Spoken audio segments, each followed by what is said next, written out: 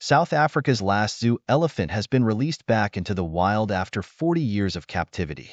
The elephant, named Charlie, was captured in 1984 from Zimbabwe's Wang National Park when he was 2 years old.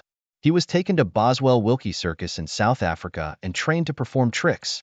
In the early 2000s, he was transferred to the country's only national zoo. In recent years, animal welfare groups have pushed for the elephant to be freed due to concern for his health.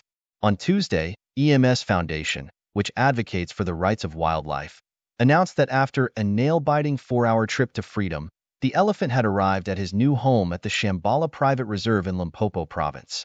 It said the historic event followed years of negotiation with the South African government, after EMS Foundation and its partners provided scientific evidence to show that elephants suffer in zoos.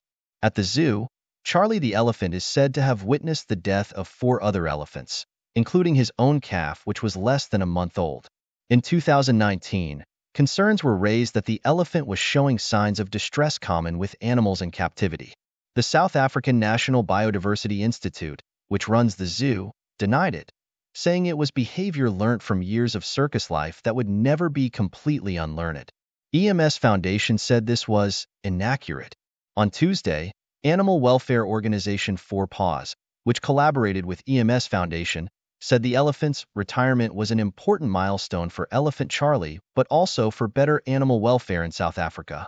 Together with our partners, we have been working tirelessly to end the loneliness of Charlie to see him thrive in his new species-appropriate home, said Joseph Fabigan, 4 Paws chief executive. The elephant's new home is a 10,000-hectare reserve with a thriving population of elephants, known to successfully reintegrate animals back into the wild. While there, Charlie will be closely monitored by veterinary and behavioral experts. Our dream is that at his own pace, Charlie will learn to be the elephant he was always meant to be, and that soon, he will meet up and integrate into the existing elephant community on Shambhala, EMS Foundation said. Dr. Amir Khalil, a veterinarian who led the transfer of the elephant, told the BBC that despite the residual effects of abuse in captivity, there is always a chance of recovery. On concerns about how Charlie would cope with the new environment, he said there were already positive signs of settling in, and Charlie was very excited to hear other elephants from far away, with whom he had started to communicate. Dr. Khalil said it would take a while to prepare the elephant to be self-sufficient, but we must not forget that Charlie was born in the wild.